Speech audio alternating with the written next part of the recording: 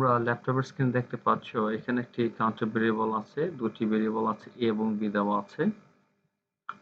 b এর প্রারম্ভিক মান দেওয়া আছে কত, 50 দেওয়া আছে। এখানে কত আছে, এখানে 50 দেওয়া আছে। বলছে a ইকুয়াল b মডুলাস কত, 25, অর্থাৎ 25 দেওয়া আছে। তাহলে মডুলাস যেহেতু এখানে আছে, মডুলাসের কাজ কি আমাদের, আমরা জানি মডুলাসের কাজ হলো ভাগশেষ আর দেখানো বা নির্ণয় করা বা বের করা, যাই বলো না কেন। তো আমরা যদি এখন 50 কে 25 দিয়ে ভাগ করি, দেখো 50 কে আমরা কত দিয়ে ভাগ করব, 25 দিয়ে ভাগ করব।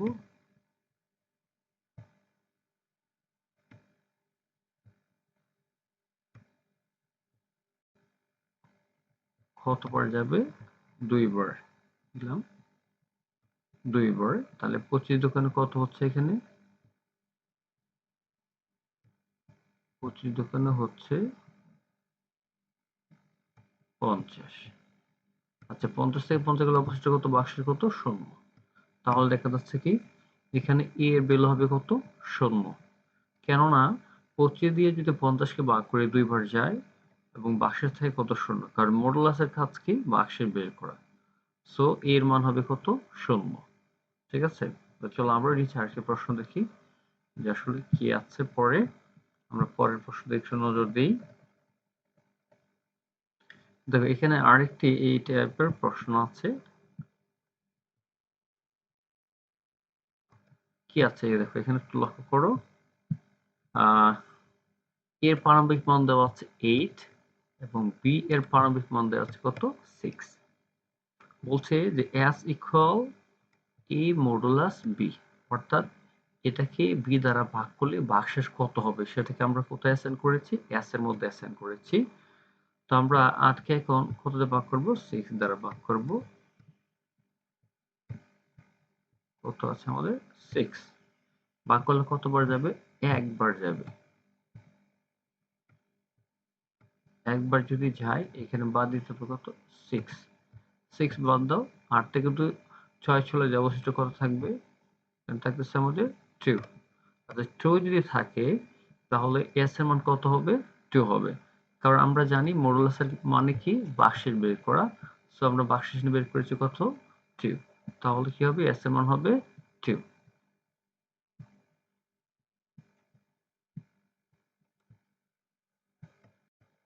ক্লাসগুলো আসলে ল্যাপটপ স্ক্রিন তোমাদের কেমন লাগে প্রত্যেকের জায়গাতে কমেন্ট করবে, এবং ক্লাসগুলো যদি তুমি মনে করো যে আহ, তোমরা ল্যাপটপ স্ক্রিন থেকে কমপ্লিটলি বুঝতে পারো, তাহলে অবশ্যই বলবো তোমার জায়গা থেকে এই ক্লাসগুলো শেয়ার করে দাও, যাতে 2025 সালে পরীক্ষার্থী যারা আছে তারা যাতে এই বিষয় সম্বন্ধে আহ, একটি ধারণা লাভ করতে পারে। তো এই ধারণার সুবিধার্থে তোমরা কি করতে পারো, এই ক্লাসগুলোকে শেয়ার দিতে পারো। ঠিক আছে, তো চলো আমরা একটা প্রশ্ন নিচে দেখি কি আছে।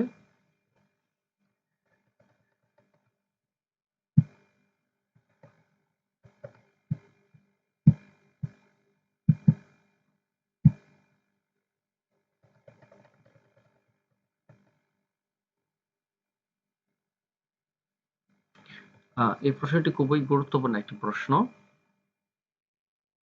আমি বলবো এড়িয়ে যাওয়ার আগে, ভিডিওটি এড়িয়ে যাওয়ার আগে অবশ্যই এই অংশটুকু দেখে যাবা, কারণ এটাতে খুবই ক্রিটিক্যাল বিষয়। এই ধরনের প্রশ্নগুলো তোমরা সমাধান করতে গিয়ে নর্মালি অধিকাংশ স্টুডেন্টরা কি করে ভুল করে থাকে, অথবা তোমরা হেসিটেশন বা আনইজিতে পড়ে যাও যে আসলে এটা কিভাবে তুমি সমাধান করবে।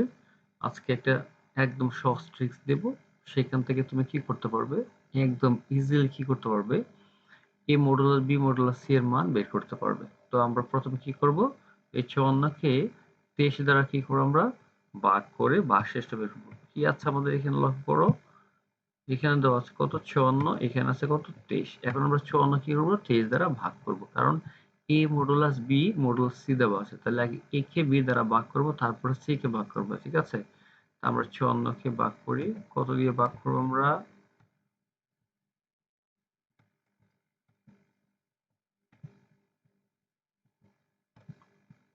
ভাগ করব কত দিয়ে, 23, অর্থাৎ 23 দ্বারা ভাগ করব।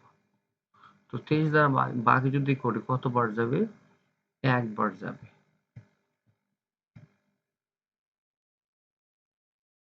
সরি 2 বার যাবে।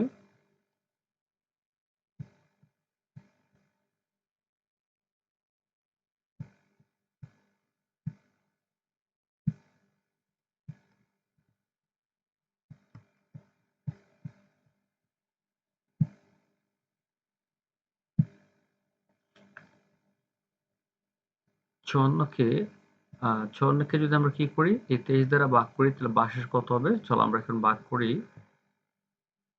5 4 আমরা কত দিয়ে ভাগ করব? 23 দ্বারা ভাগ করব। কতবার যাবে? 2 বার যাবে। 2 বার যদি যায় তাহলে 23 দুগুণে কত হবে? 46, অর্থাৎ 46। এখন আমরা এখানে বিগ করি, তাহলে বিগ করলে কত পাচ্ছি আমরা? এখানে অবশিষ্ট কত? 8। 8 যদি অবশিষ্ট থাকে তাহলে কি পাচ্ছি আমরা? এখন আমরা কি করব? যেই অবশিষ্ট যে 8 পেয়েছি এই মানটাকে আমরা কি করব? সির যে ভ্যালু আছে অর্থাৎ প্রারম্ভিক মান যা আছে তা দ্বারা আমরা এটাকে ভাগ করব এখন। তাহলে আমরা 8 কে কত দিয়ে ভাগ করব? আমরা 8 কে ভাগ করব 3 দ্বারা। তাহলে 3 দ্বারা ভাগ করি। 3 দ্বারা ভাগ করলে কতবার যাবে? 2 বার যাবে। কত হবে এখানে? 6।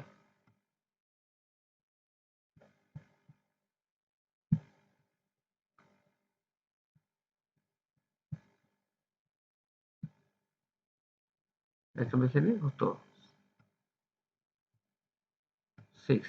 আচ্ছা আমরা যদি 6 বাদ দেই কত থাকতেছে দেখো? 8 থেকে কিন্তু 6 চলে যায়, কত থাকবে? 2 থাকবে। কত? 2 থাকবে। তাহলে কি দেখা যাচ্ছে? তাহলে দেখা যাচ্ছে যে s এর মান হবে কত? 2। s এর মান কত হবে? s এর মান হবে 2। তাহলে আমাদের শর্তটা কি ছিল? যে আমাদের সমাধান বের করার সহজ টেকনিক হলো প্রথম যে ভেরিয়েবলটা থাকবে তার ভ্যালুকে পরবর্তী ভেরিয়েবলের ভ্যালু দ্বারা কি করতে হবে? ভাগ করে ভাগশেষটা বের করতে হবে। পরবর্তী ভাগশেষ যা পাবো তাকে যে 3 নম্বরে চলক থাকবে তার ভ্যালু দ্বারা কি করতে হবে? ভাগ করে ভাগশেষটা বের করতে হবে। তো যেহেতু এখানে আমরা 8 পেয়েছি আর এখানে পেয়েছি কত? 6, তাহলে 8 থেকে তো আমরা 6 বাদ দিয়ে কত থাকে? 2 থাকে। তার মানে s এর মান হবে এখানে কত? s এর মান হবে এখানে 2। ঠিক আছে? যদি ক্লাসটি তোমাদের কাছে ভালো লাগে তাহলে অবশ্যই তোমার জায়গা থেকে অবশ্যই একটি কমেন্ট করে যাবে। ধন্যবাদ সবাইকে।